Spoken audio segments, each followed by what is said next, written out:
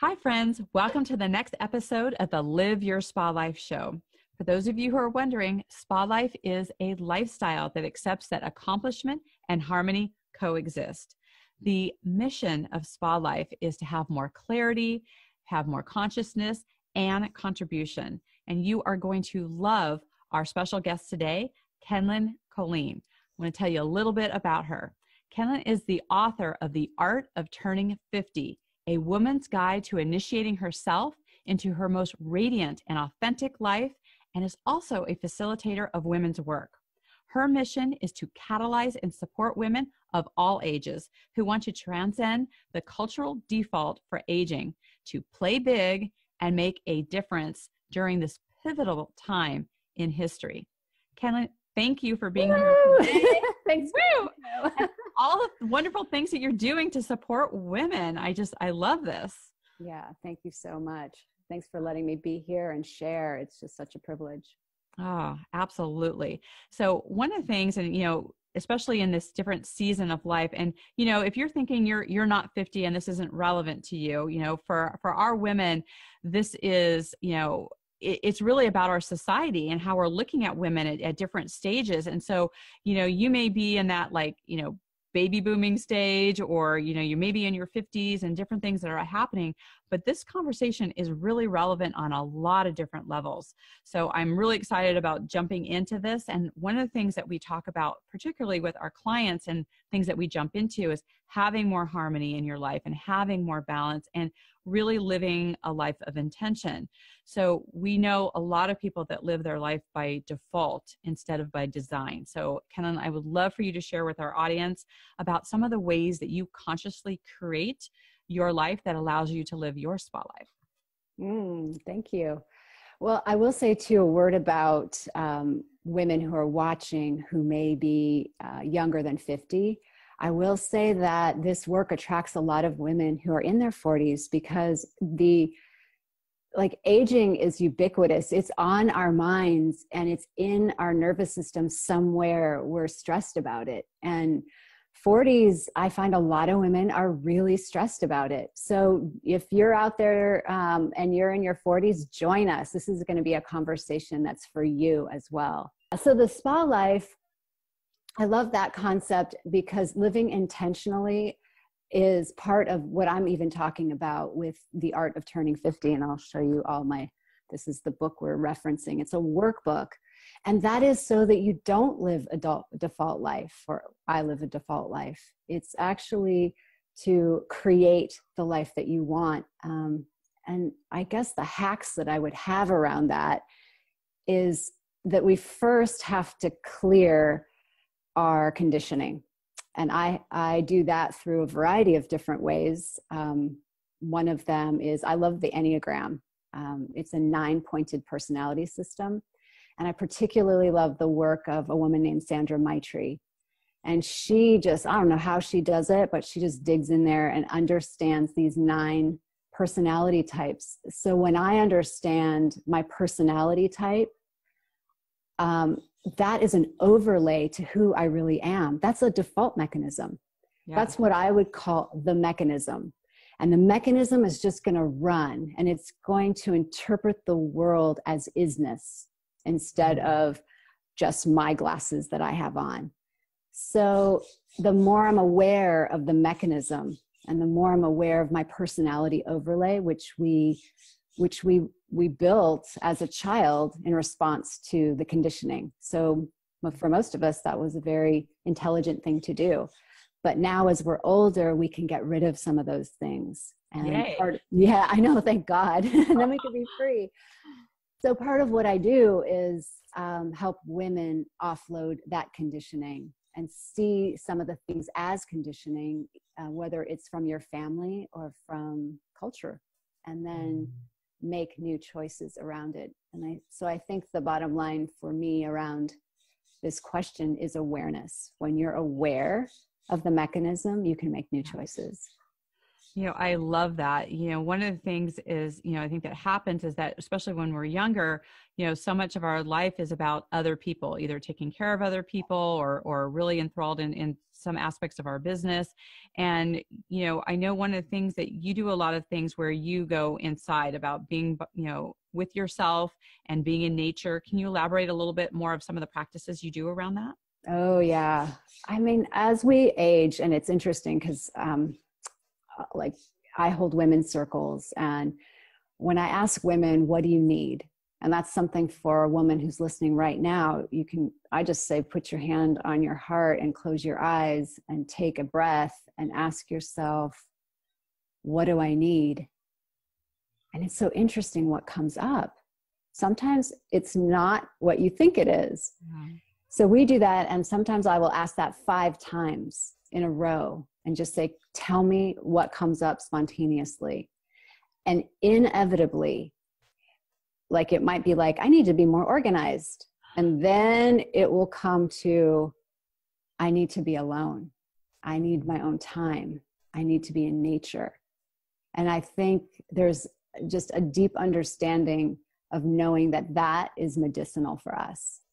I love that. That is so good. And I can hear, what's going on in the heads of some of our listeners right now. It's like, well, that sounds really great for you women where you've, checked out of your life and you can, have this happen. And, it's actually become like this default where people are saying like, I'm so busy, right? Mm-hmm. I mean, it's like this addiction. And this has kind of come up in conversations with my friends lately, is this busy addiction. And yet we all have the same 24 hours in the day. So what is your SpaLife secret that allows you to have the most impact in your day and to really let go of this busy addiction? Oh, yeah. I'm so glad you're talking about it, because I think the number one thing I hear from women is overwhelm. Yes. And overwhelm stops us from living our purpose. It stops us from being a contribution on the planet. Yes. And women, we really need to step it up because we're needed, right? I mean, look around and see like what's going on with the wounded masculine. Like, we have to be at the table. So that, I think the piece that's so meaningful, and you said it, is we all have the same 24 hours, but really time is a construct. And if we remember that it's made up, we made it up. We live in what, Eckhart Tolle calls this psychological time. Remember flow state. If you're in flow state, like you're an artist or you're a writer and you get in flow state, like so much happens in 20 minutes. You could write a chapter, you could paint a painting. Yes. Things happen. So that kind of gives us an idea of how this construct works. So when I'm in my mind, time feels linear and burdensome. That's like psychological time. And when I'm in flow state, like, I can do an enormous amount. And CEOs have said, I've read several books where CEOs have said, if I'm not in flow state, I could never get done what I need to get done. So the question then is, how do we get ourselves in flow state? And for me, that is a meditation practice. And that is the nature practice, because when we're dialed into the intelligence of our entire body, rather than running life up here in the monkey mind, which is just honestly limited, like, imagine that who you really are and your intelligence knows everything. It's connected to the unified field, everything that's happening. Yes. So that, like, you can cut the transaction costs just by being in flow state. Right. And you don't have to rely on your mind. If you've ever known, like, I think we should turn left and not right, I think we should do it this way and not that way, that is flow state from the connection of your beingness. Right. So if you don't have time to do that, then you may just not be getting the nature of what you're missing out on. Right. Yeah, absolutely. One of the things, in terms of how we choose our day and what the flow looks like. In fact, some of you may, well, I'm not an artist or I'm not an author or that, but we all are creative beings. We create our life in the way we get to have it. And one of the things I share with my clients is that creativity craves clarity. So to create the spaces that allow us to have clarity, we can really step into those flow states that really help us, because we've all been in those positions where we've just pushed harder and you're really not accomplishing more. You're just in, it's more of that force versus being in flow. So I love the intention of Totally. that. Yeah, I have, like, even my marketing guy, he's in his early 60s. He'll tell me that he likes to look at marketing as problem solving. And he'll say, when I come up to a problem I don't know the answer to, I take the dog for a walk. And it will come to him as he's out there, not thinking about it, not in the mind, but just in the flow. Something will come and then he'll do it and it's right. So I think you're right. We have to trust, I think. I mean, maybe I've been in that place too, where I have so much scarcity going on that I think that I can push through with my mind. Right.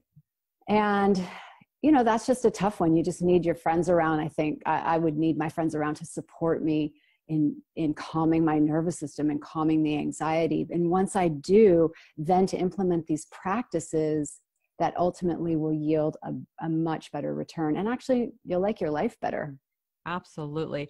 I do a practice, with my girlfriends as well as with my clients, where I call them walk and talks, where we're actually walking outside as we're, moving through, a challenge or sharing or something, because there's something about movement in the body that allows you to really integrate the left and right brain, where you're able to see things from a different perspective.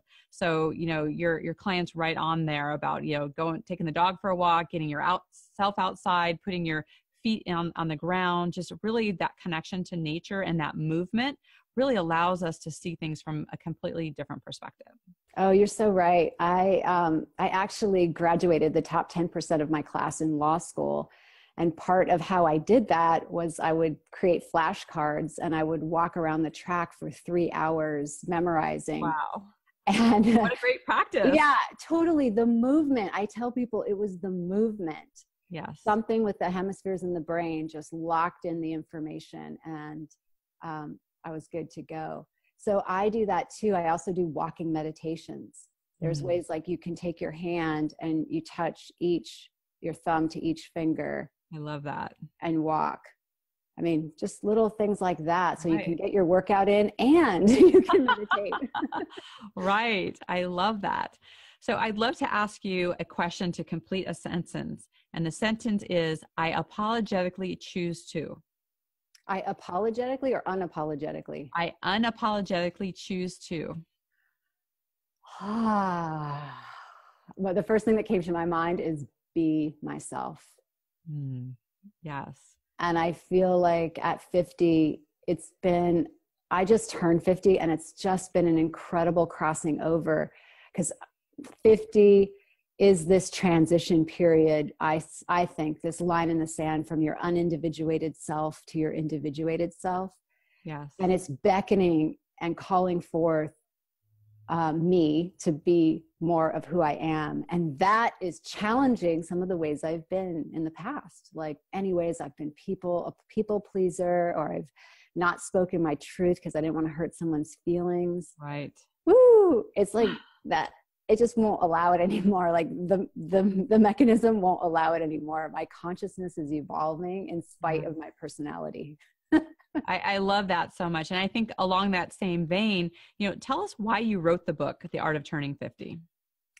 Oh yeah. I was about 48 and it was super intense, and I am already intense. And it was like right before an eclipse, and there's just so much intense energy. And I remember laying on the floor, just kind of built a little nest. And I was like, man, I have got to deal with these demons around aging or I'm going to go under. And I don't really know why 48. It kind of baffles me because I have less of that now than I did then. But I think it was because I took it on. I just decided I cannot live the default. I must find out if there's any jewel for me in crossing over. So I started getting in the conversation, and I have a couple women mentors who've been doing sacred feminine work for 40 years. And I'm so lucky to have those women in my life. And I just asked them, what's going on? Right. They introduced me to these concepts, and the concept of, I write about in the book, of the queen, where you had said we're in this, before that, we're in this period of the princess or the maiden, the mother. We're giving out, we're taking care of. And really, I feel like culturally, like in our movies and things like that, it just stops after career and mother, stop. And then, I don't know, maybe we pick up a nice little grandmother somewhere. Right? Right. But what happened right there? Yes. And I think it's really powerful. And of course, as all other feminine technology went underground, so did this. It's the queen. It's the era of the queen. And I got chills when I heard that, like, this is what I've been waiting for. This is my true self. This is the one who is differentiated, the one who knows what she wants and speaks her truth in love, sure, and with gracious and compassion, but nevertheless, knows the truth of her beingness. Yeah. So when I got related to that, I got so excited, and I started preparing for my own 50th. And I realized I needed to say goodbye to the woman I was in my 20s, 30s, and 40s. So I just wrote all that process out and realized it was a manual and a book for other women. And then I put it together and launched it. And then all my friends were turning 50 and they wanted to read it.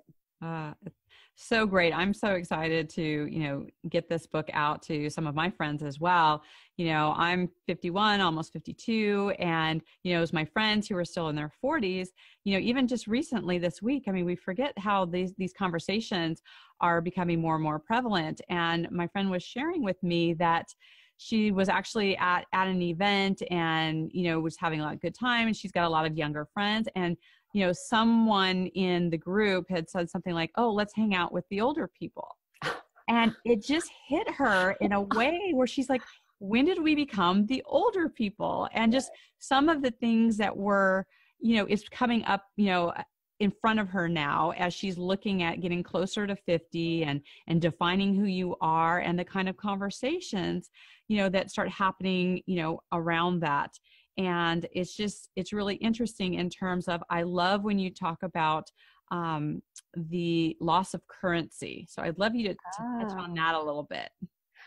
Right. That's a good thing to talk about, because I think the main point of anxiety when we're in our 40s transitioning to our 50s is the loss of currency. I don't know that women know that, but we feel it. We feel that we can't walk into a room and all the heads turn, or we notice how many heads turn. And that is the currency, what I call in the article that I'll just show you. If this is Mantra Magazine, and I wrote an article in here on the end of the mating game. And that currency is the currency of the mating game, which is youth and beauty. And it's designed that way by evolution to perpetuate the species. There's nothing wrong with it. You and I are here as a result of it.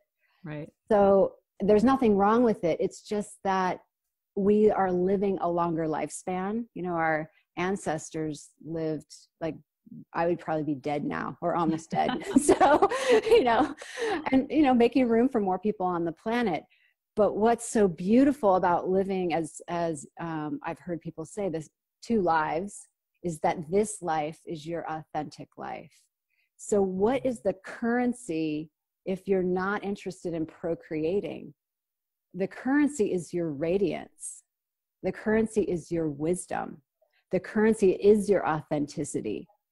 It's unfiltered by having to play the games that we have to play when we're inside the mating game. Right. So it's really liberating. Oh, so much so. I mean, it's so amazing where, for myself, I have children. I've got 2 grown daughters and now have grandchildren. And at this, stage of my game of not having, children under the roof. And I love the connection with family, but it's really about, redefining yourself. And as women, even, whether they have children or not, I think that there is this reckoning that happens of that if I'm not defined by children, if I'm not defined by the roles that other people have, what is that definition and what does that look like? And what is my place in society, in that role? I know that one of the things that, somebody mentioned is that one of the archetypes that don't get talked about that much, at least so much in our culture, is the one of crone. And it's kind of an odd word, but that thing about crone, about the wise women, like who are the wise women that are, sharing that wisdom with society. Oh, yeah. I look at the wise women as who we are becoming. After the queen is the crone and the wise woman. Yes. And if you look at like it kind of as an arc, 50 is sort of the pinnacle of that arc. And the first part of life is very much exterior driven. And then what happens is we're turning and making the descent, and we're turning more inward. So by the time we are the wise women and the crone, our lives are very much inner lives. And that's why it's really important to be on a spiritual path and have a cultivated inner life. I would say that's the natural inkling anyway of women. This is when I was talking to my doctor who does hormones and stuff, and he was recommending some women to be in my women's circles. And he said, yeah, this is the time of spiritual awakening. You start to feel like, okay, I did the kid thing, the husband thing, the career thing. Now what? And I find that right in this queen era, I have a really deep need for contribution. I feel like I'm here to step into my life's purpose.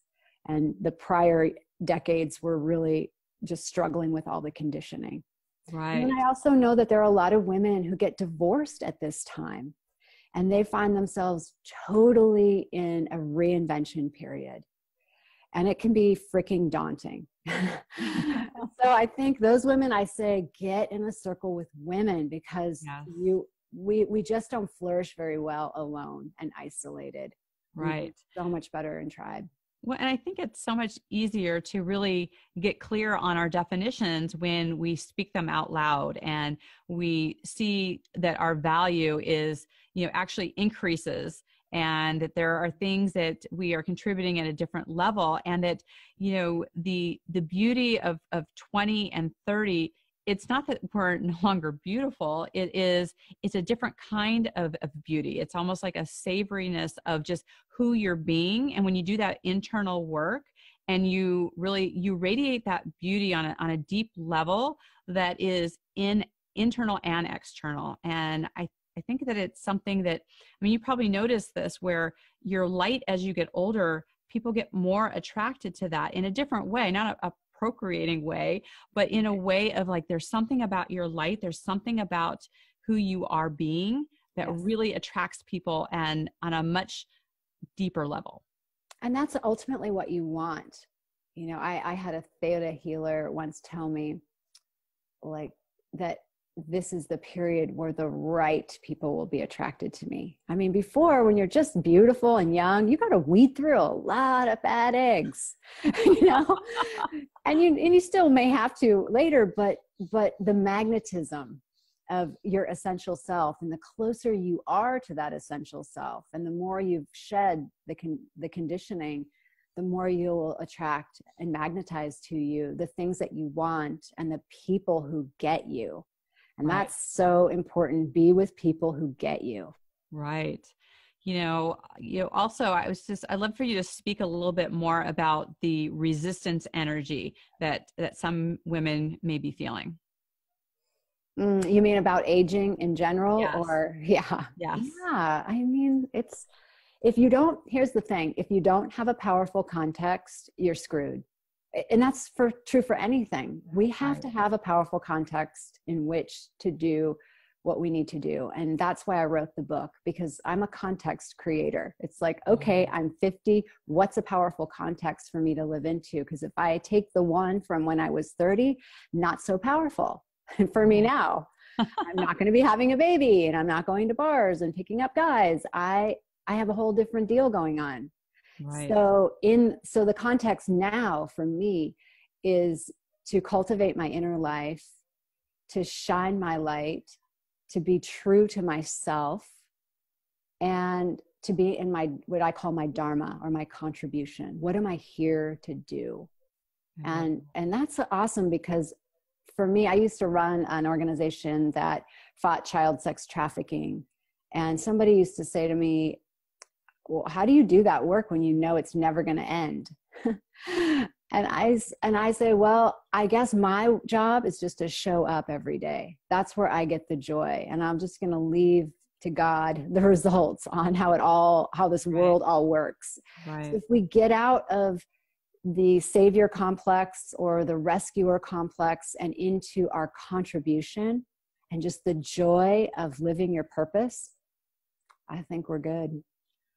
I love that. I mean, it's such a perfect time for, redefining ourselves and really getting to step deeper into our authentic self, and to get curious, to have that curiosity about what's next and what's possible, and to really have that as an open slate of, how you start looking at yourself in a much different way. So I love the exploration aspect of this time of life. Yeah, curiosity. Wow, that's just an elixir. That if you and I and others can take on curiosity instead of knowing or locking it down, right, so much becomes possible. Absolutely. Yeah. So good. I love that. So one other question I wanted to ask about is, when I talk to people about SpaLife, one of the aspects about it is your physical space, and how your physical space really dictates the environment itself in terms of what kind of experience, because everything has an energy to it. And so we have different experiences, and we feel differently in our bedroom than we do in our kitchen and we do in our office. So I'd love to hear, what is your favorite room and why? Oh, what a great question. I think my favorite room is my bedroom, because I have my altar there, and I set it up where I've read in Feng Shui before that you're not supposed to do work in your bedroom. Keep your bedroom for love. And I find a way in the corner to put my altar, and it just feels like sacred space that's designed for me. Love it. I love that so much. It's part of that, being able to create sanctuary and be able to have the experience that we want to have in our space is such a huge thing. What's your favorite space? Yeah, mine is my bedroom as well. But I have actually my master bath that it's connected. So in essence, it's actually really more of my bathroom in connection with my bedroom, because I have this beautiful sunken tub that has jets and candles and visual things that I love. And, I find that my friends and I, we gather in there and spend time in there. And I just, cool. I love it. It's so fun. And so you'll have to post a picture of your bathroom. That'd be awesome. Right? I'm sure I've got SpaLife bathroom. Right? Well, I even have these candles where when you click on them, you can choose what color the candles are. Oh, right?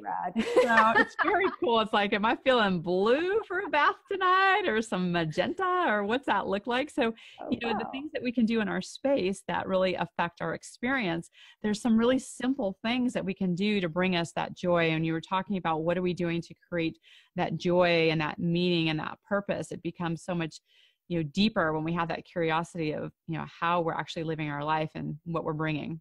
Oh, I think you're so right. I mean, designers play a very important role in culture. I'm not one of them because I don't have that gene, but I love being around them because they know the energetic component of placement and something looking good, and it evokes a feeling quality that we want in ourselves.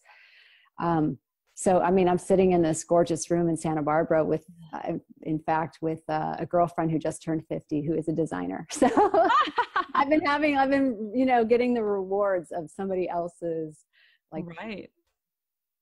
I love that. Oh, so good to cherish the time with your friend and the space. So yeah, totally. you can pick her brain at dinner tonight.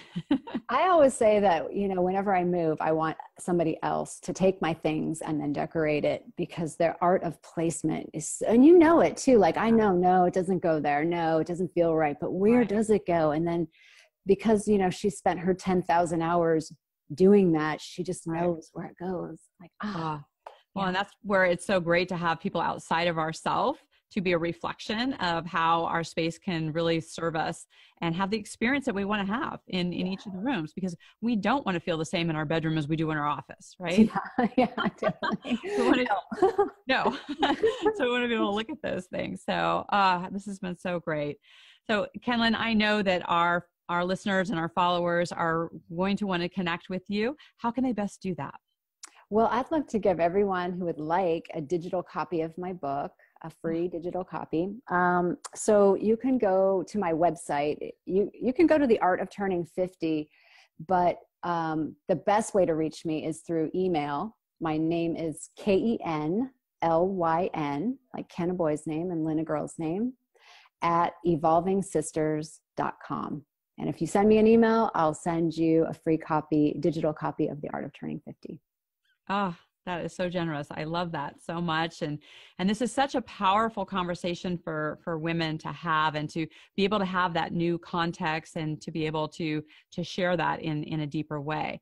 So, you know, for those of you who are also wondering about, you know, how you can live more of your spa life, then I invite you also to go to dianehalfman.com/guide. And that will show you the different areas that we've been talking about here today, about your physical space and your self-care and being out in nature, and how those things can be incorporated in your life. And so for those of you who are watching us on Facebook Live or on the replay, you know, please put in the comments below, you know, if something really, you know, really piqued your curiosity and you want to connect with both Kenlyn and myself, please put in some comments. We'll check back around. We'd love to be able to support you with some resources, answer some questions, and have that interaction. And for those of you that are on the podcast or part of Blog Talk Radio, we also will be, you know, posting the information in order to stay connected with us.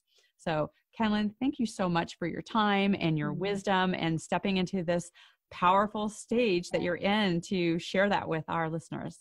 Absolutely. Thank you, Diane. It's been a pleasure. And I just wish the best to everyone out there. Perfect. So good. Well, until we speak again, listeners, live your spa life. Bye for now. Bye-bye.